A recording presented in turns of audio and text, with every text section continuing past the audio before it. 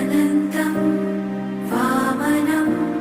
शौर्यं वैकुण्ठं पुरुषोत्तमं वासुदेवं ऋषिकेशं माधवं मधुसूदनं वराहं पुण्डरीकाक्षं